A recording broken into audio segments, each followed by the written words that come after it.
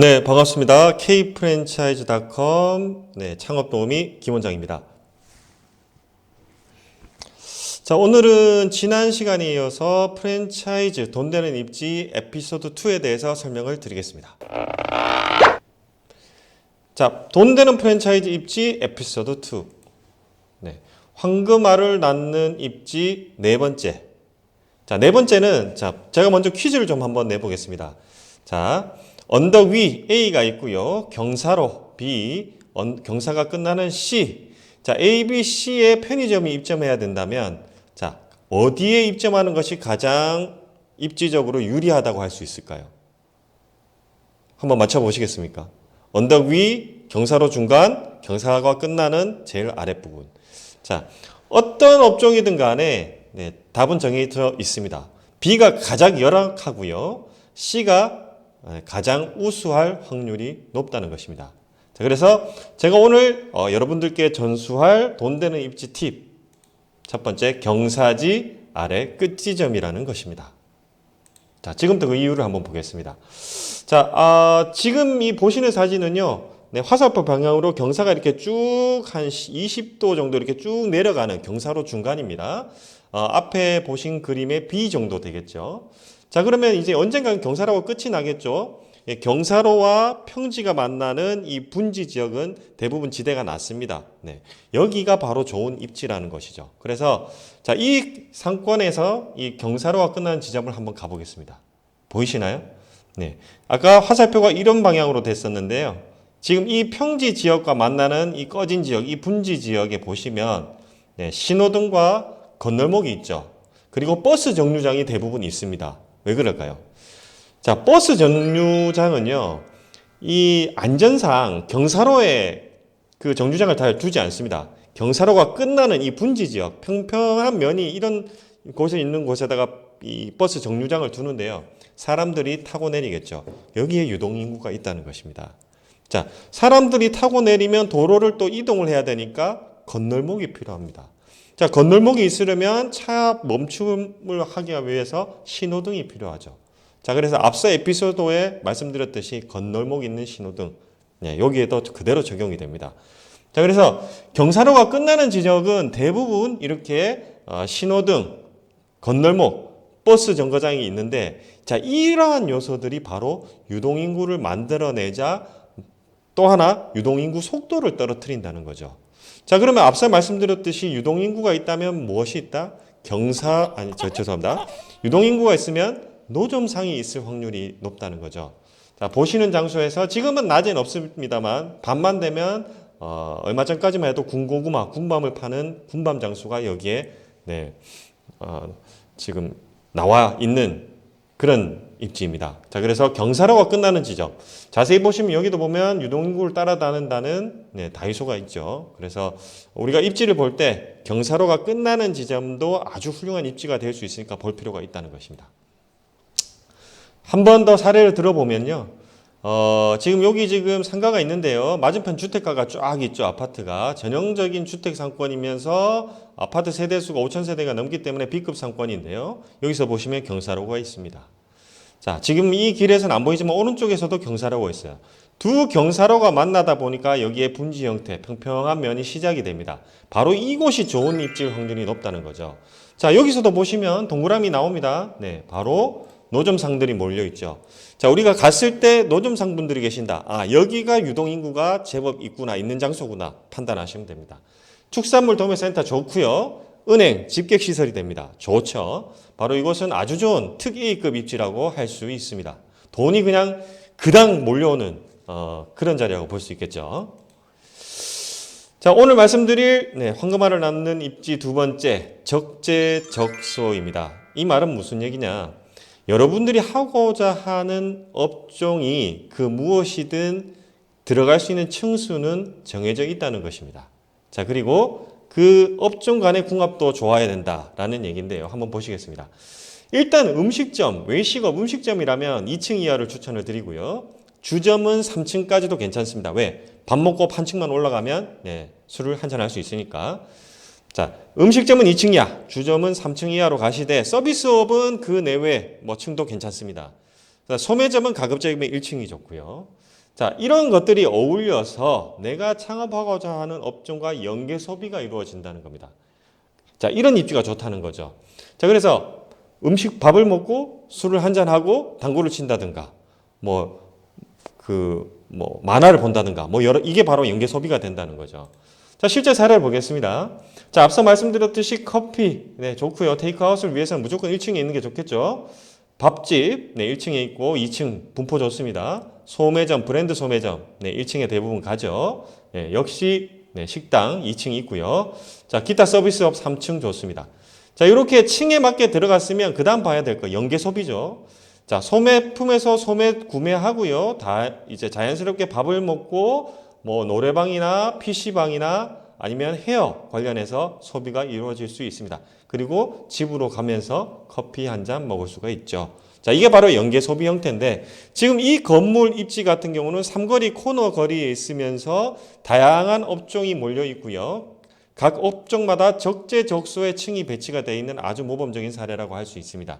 자, 그리고 연계 소비도 잘 일어난다. 자, 그런 측면에서 이 건물은 입지에 적당한 아주 좋은 경우에 해당한다. 그렇게 말씀을 드릴 수 있습니다. 그래서 적재적소도 건물 전체를 보고 판단하실 필요가 있다는 것이 오늘 핵심이겠죠. 자, 오늘 마지막 황금알을 낳는 입지의 징후는 중간보다 처음과 끝을 공략하라는 겁니다. 자, 무슨 얘기냐? 자, 예를 들어서 1번, 2번, 3번, 4번, 5번에 비슷한 종류의 음식점이 다 있다. 자, 그러면 가장 유리한 업종은 무엇일까요? 특별한 차별화가 없다면 처음 본 고객의 입장에서 자, 가장 유리한 입지는 1번하고 2번, 3번, 4번, 5번 중에 뭘까요? 자, 답은 정해져 있지 않지만 통계는 나와 있습니다. 자, 1번, 5번이 가장 손님의 선택을 받을 확률이 높고요. 그 다음 순위 2번, 4번, 그 다음이 가운데 끼어 있는 3번 순위입니다. 자, 왜 그럴까요? 자, 그 이유는 바로 광고 듣고 시작하겠습니다.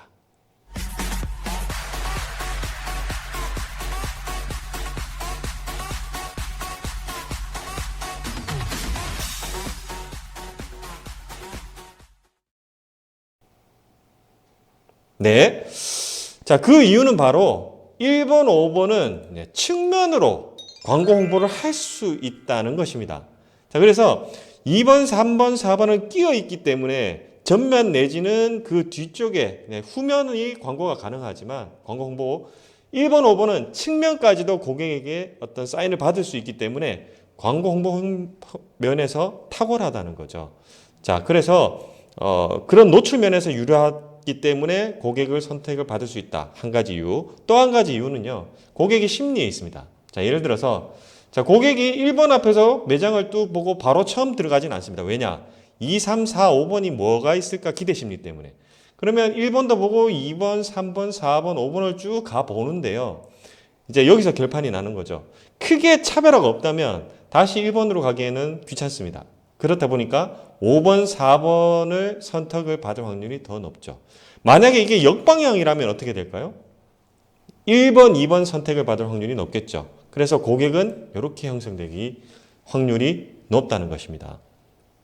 자, 제가 이렇게 설명드리면 이거 이론상 그렇지 실제 모를까봐 생각하시는데요. 자, 실제 사례를 한번 들어보겠습니다. 자, 이곳은 바닷가 쪽에 해안 상권을 끼고 있는 지금 코너 부위의 조개구이집 세 군데입니다. 자, 2020년 11월 달 여기 지금 최근 모습인데요. 중간에 미니스톱이 들어와 있습니다. 자, 그런데 시간을 거슬러 가보면요. 자, 지금 2020년에 만남 조개구이, 푸짐한 조개구이, 미니스톱이 있는데 이게 지금 2008년 상황을 보면 요 만남 조개구이집이 있었습니다. 네. 그 다음에 푸짐한 조개구이집도 여기 있었습니다. 그 다음에 2개 점포가 있었어요. 그런데 이 지구 정비를 하면서 이 제일 왼쪽에 있는 포장마차촌이 구획 정리로 사라져 버립니다. 도로가 생겨버린 거죠.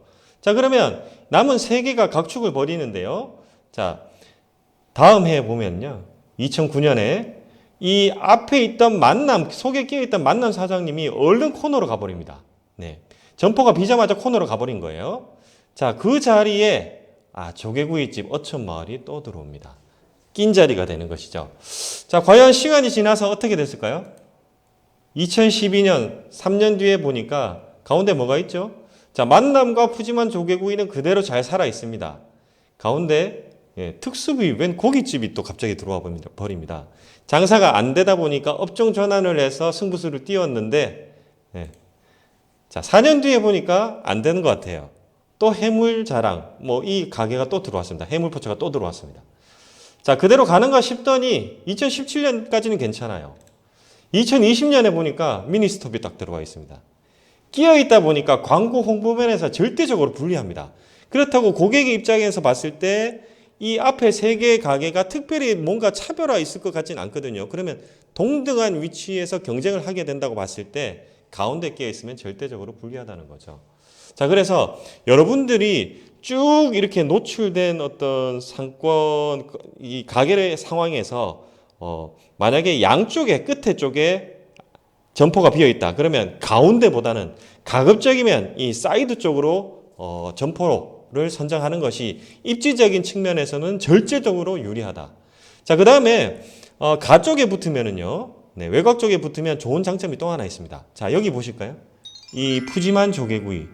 자, 아예 그냥 컨셉이 보이도록 매장이 좀 잘 보이도록 이렇게 얼마든지 연출을 할 수가 있는 거죠.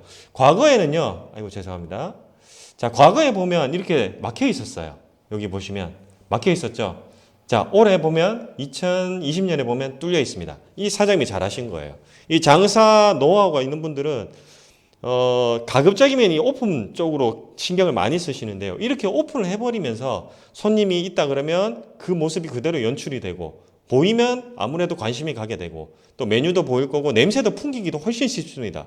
그렇기 때문에 가운데 이것을 못하는 가운데 끼어 있는 것보다는 훨씬 유리하다는 거죠. 자, 그래서 가급적이면 가운데보다는 양쪽으로 코너 쪽으로 좀 오픈이 되는 양 끝자리로 붙는 것이 훨씬 더 유리하다라고 설명을 좀 드리고 싶습니다. 자, 그래서 오늘 지난 시간에 이어서 세 가지 황금알을 낳는 아주 좋은 입지 징후에 대해서 설명을 드렸습니다. 앞 시간에 세 가지 해서 6가지 전체 설명을 드렸고요. 다음 시간에 또 에피소드 3로 해서 황금알을 낳는 입지 소개를 드리도록 하겠습니다.